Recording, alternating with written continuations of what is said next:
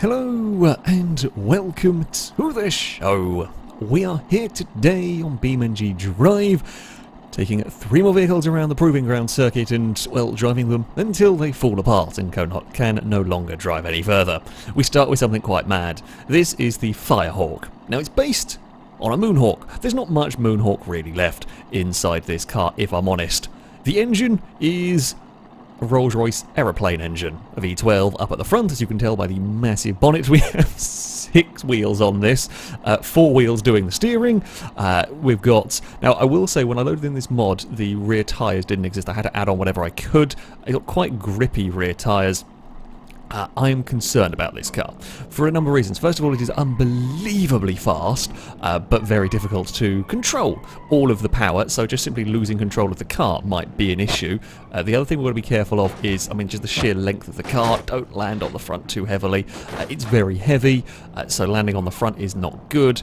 Now, admittedly, if we lose one of the front wheels, it doesn't matter, we've got more than enough steering, but it's trying to keep everything alive in this. That could be quite fun. Ooh, God, it bounces something horrible through all of that. Mind the trees and all that good stuff. Drive shaft I'm massively concerned about in this car. I don't know if I can actually knock the engine out. We will have to wait and see really how this goes. It is hopping something terrible around here. We're going to try and not spin the wheels too much. Basically, with the way this engine is, you have no power and then you have all of the power in the world, and it's not very easy to keep control of it at the best of times, let alone around a circuit that's trying to destroy it. I will have to be a little bit careful. Like the shafted jump, for example, I can't take full throttle in this car. I would go so far we'd actually clear the circuit. Now, it is also a very long car, so we've got to try and get it through the spinners. When it's in pristine condition, that's fine. It'll have enough steering to get through there, no problem. Around the carousel, I simply ran out of steering through all of that. You've got to be really careful with this thing in general. Here we go towards the jump for the first time. You can see how quick this car is. We are going to have to go on the brakes a little bit. Something snapped, I think. What snapped? Oh, we have lost some steering of some sort here. We've also lost a rear axle. Oh no, the Moonhawk rear axle's gone. The whole rear axle has come off of its mountains. It's still connected to the drive shaft, still going, but that is going to make it very difficult to drive. Can I actually still even get it moving? Now, is it beached? This is the question I have to ask. Is the car actually beached? Now, if a vehicle gets beached, I am allowed to pull it free a little bit.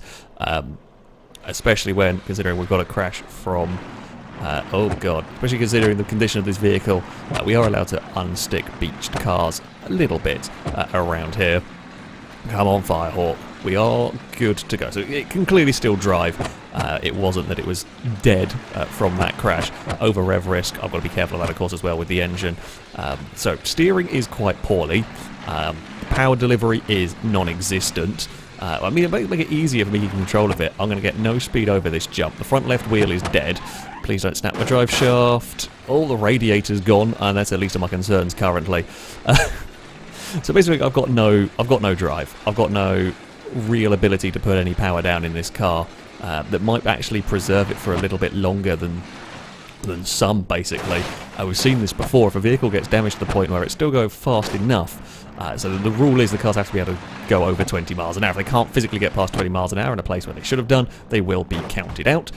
This thing is clearly still able to do that, but it doesn't really get very good handling. If it gets to, like, we've seen this with a couple of vehicles where they get damaged to a point where they're not able to go all that fast, they don't damage themselves that much. This thing is at a point where it's quite heavily damaged. I think it's still going to damage itself. Oh, clonk. Oh, there goes the drive shaft. It was always going to be a concern with this. It fought, and it fought valiantly and all that. The rear axle came off. I think it's gone further than... I think Moonhawk got to a second lap. You can see how much hopping is going on from that rear axle. I think it's the wheelbase. I think it's just the sheer length of this car when it's going over those jumps, where it's crashing around over those jumps, and it just bends the chassis beyond all use. It was the finish line jump that killed it in the end. It's a mad vehicle. It is amazing. I love it to pieces. However, not really the sort of vehicle that survives all so well around this circuit. We find a rather different vehicle up next. This is the 100JBX. I think I've remembered that one correctly now. It's like complete professional from me. This is based on the 200BX. It's a 4-door saloon version, if you will. Now, the 200BX has got fairly strong wheel axles. They tend to bend rather than kind of snap outright, which is good for these kind of courses, even though it is, well, you know, not an off-roady designed vehicle in any way, shape or form. Car is quite oversteery though. That's not what I wanted to be doing on the first run across the speed bumps, I can tell you that much. Yeah, quite an oversteery car, this one. We will get it across these jumps for the first time. We've lost the front bumper. I mean, that's always going to happen. Oh, very oversteery is this car. Going to have to watch out for that. Could be easy to get in trouble, especially if we start having steering being broken. You don't really want to be sliding. The thing with the oversteer, Grave actually kind of aquaplanes its way into there. Doesn't really have any steering. The thing with the sliding around with the cars, okay, some points it's not all that bad, but for example, across the checkerboard there, if we slide, oh, lost a hubcap. Okay, well, I'll go to the front left. If you're sliding about and you hit one of those bumps or you hit one of the checkerboard bits and you're sideways, you can rip and bend wheels off. Oh, that's a lot of understeer through that corner. It's not the first car to get caught out through there, I have to say. But yeah, we don't really want to be doing oversteer across the bumps if we can help it. I mean, it's looked quite bad, this car, so far, but damage-wise is fairly minor, to say the least. I mean, the doors are flapping, the bumpers come off, but everything else is quite good on the vehicle. Now, the shafted jump is going to be... I mean, it's always a tricky one. It's always a heavy landing, that. And now this car, speed-wise, again, it may have to have a little lift coming up here. Basically, we don't want to be doing sort of 70 miles an hour across this jump. The reason being is you will, if you go in 75, for example, you struggle to get the car stopped in time for the fence. And, you know, just crashing it straight into the fence is not what we want. In the rules of this series, yes, the cars have got to be driven hard. They've got to be driven as fast as they can be, but that is a relative term based on the vehicle. Oh, got some oversteer, ends up in the fence. Yeah, what is fast for this car, you know, it slides around a lot more. I can't put the power down. When I can put the power down, I've got to not, you know, just smack it into the fence. Oh, God, turning on this dirt is proving a little difficult for this car. Please don't snap the drive shaft or one of the wheels off. Rear suspension looks very springy at the moment. I don't know whether that's just how the car is, whether it's lost something, quite what it is on the vehicle. Oh, the exhaust has come off the car. Man, that's changed how it sounds completely. Bloody hell, it's got noisy all of a sudden. It has got very, very noisy. There goes another hubcap on the car. Right, okay, we're heading up towards these jumps now. All my steering is quite tweaked. Doesn't matter, the drive shaft's got on it. Oh, there's another one with a really, I say with a weak drive shaft. I mean, it was taking a battering. The steering was very poorly as well on this. It's going to be a similar case to the, actually just get neutral, let it roll. Similar case to the Firehawk here. Not quite the same place the drive shaft went, just a little further along. It's busted. It is busted. I think it's actually going to die at almost exactly the same point because it's going to roll. It's slightly downhill through turn 1. It's going to roll into the speed bumps, and that is going to be the end of this car. Yeah, oh, not quite as far as the Firehawk went. The drive shaft is just not strong enough. Slightly disappointing. Would have liked to have seen it go maybe another lap or so, but I think like next lap around it probably would have lost. They probably would have lost the drive shaft on a jump sooner rather than later. I guess it's kind of lucky it lasted that long. Well, that is the end of that.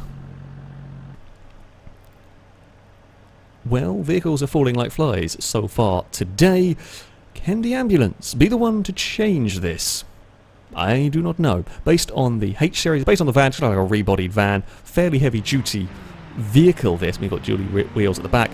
Suspension is going to be good for this. I would not expect to have too many issues with that, unlike with the sports cars. These speed bumps won't really pose much problem for it.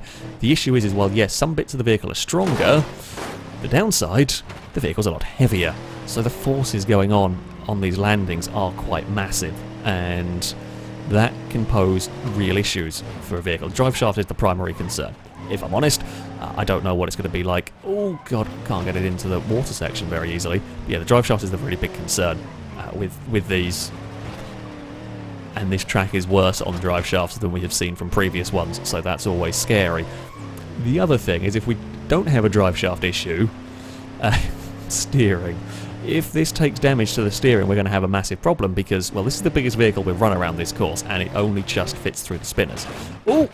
We don't roll over the Toblerone, it actually gets away with it, amazingly. Yeah, this, with it in pristine condition, it will get through here. It can make the turn. It's not amazingly quick through here, but it will do it. if this has bent steering at some point, which, let's face it, is not out of the realms of possibility around this circuit, I don't see how I can get it through there, because you can't have it, there's no margin for error.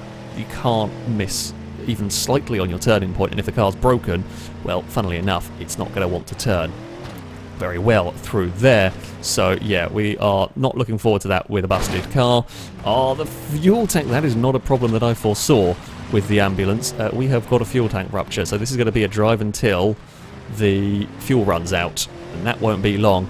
Oh, come on, ambulance. We've got to try. I was surprised that had a fuel tank go. That didn't really seem... It seemed like it landed fairly well, but I guess it's just enough. That's all it takes. Come on. I mean, we're going to have to go for it, pretty much. We may get a little further than the Firehawk and the other car.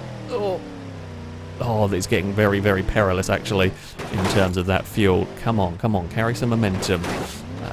It's annoying because I think the rest of it is quite good. The fuel tank went on that jump, which that was a good landing. If this suffered a bad landing, I don't think it'd really matter where it goes.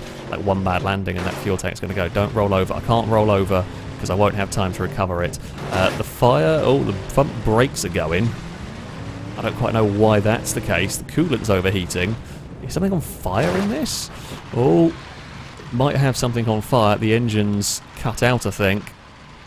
It's going to go in exactly the same bloody place. It's got a little bit more momentum coming through this first corner. Does that mean we're actually going to clear the speed bumps? Oh, it is now on fire. I'm not sure what's on fire, but something is on fire in the vehicle. Can't be the petrol, that's all escaped. Just leaving a flame trail behind it. I mean, it's still going. So I've stuck it in neutral so that it can at least roll, and it has had the momentum. It's going further! Yes! Go, ambulance! Roll! Roll to... Well, not to victory, let's face it. That's 11 miles in. You might make 2 miles in. Still rolling. It's got surprisingly good ability to roll. Not conventional roll. I just noticed the whole... In all the damage that's gone on later, the whole, like... Body is just... No, maybe not. Something looks funky with the rear right. I mean, that's the least of the concerns. It's on fire and got no power. Shame that fuel tank is quite weak here. I'm not sure what is burning on the car. Oh, we will roll... We will get through Shallow Grave because it's downhill here. It might actually conk out in the middle of this. Does it have momentum to get through? It does just about make it out the other side. And that is that. Oh no, brake. I've got no brakes. I have got no brakes. The brakes aren't actually working anymore at all on it. I don't quite know why. But that is the death of an ambulance. Ah, the fuel... Slightly disappointed. Slightly disappointed in the fuel tank. Oh, conking out like that. I thought that was going to put on a good show. I was worried about the drive shaft. Apparently that wasn't what I needed to worry about. The fuel tank. That was the big concern here. Well, nothing really seems to be living all that long today. So, you know what? We're going to go for a fourth car. The classic Fezzama. This is the 2-litre ZX spec. So again, we're talking mid-tier here. A little bit sporty. Not crazy though. It is front-wheel drive. Always concerned about the front wheels in a front-wheel drive car around this circuit. I mean, this is not... hasn't in the past been the strongest vehicle. That being said, you know, the standard Covert actually got a long way around this course, which is unusual for very small front-wheel drive cars, so you never quite know. I'm just hoping to get a vehicle alive and driving onto the second lap today. We've had 2 drive shafts and a fuel tank. Can we get something different go with this? I mean, I think it's going to be front wheel axle, but we will see. We will see what is going to cause issues, what is going to happen to this car. It is decent amount of speed from this. Probably well, I say the quickest car we've had here. I don't know, actually. I mean, the Firehawk is very quick, but... Actually, I think it's probably this in the 100. Probably not that dissimilar to pace. The Firehawk is very quick, but also very uncontrollable, so I don't know if that counts. We are going to be through the spinners. Look at this. So much room to spare in the Fezzama. It's all good. Right, the jump. I don't know actually how quick it's going to be top end. Are we going to have to lift with this? I mean, what about 65 miles an hour across the jump is good for a vehicle. Once you start getting past 70, it starts getting risky trying to get it slowed down in time. This looks like it's actually going to be about spot on with what we want. Flies nicely. It lost a wheel!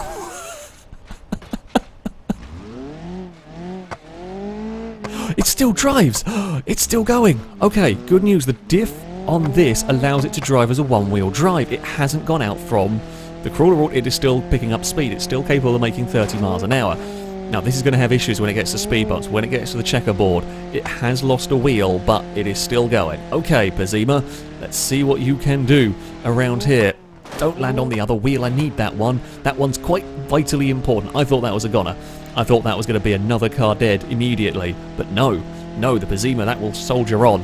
Now the good news with this, if there is good news to be had, cars that get to this level of damage that aren't actually able to go too fast can sometimes survive for a while, simply because it's not going quick enough to really damage itself that much more. It's fast enough that it doesn't fall foul of our crawler rule, whereby vehicles under 20 miles an hour get counted out, but...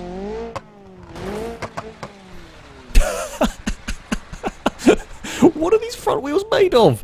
Who attached the front wheels with jelly?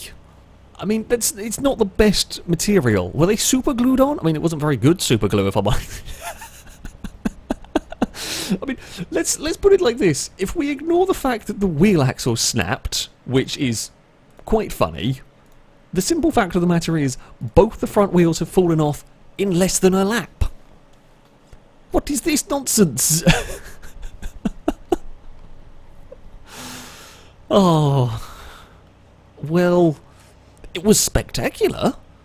I will give it that. It is undeniably spectacular.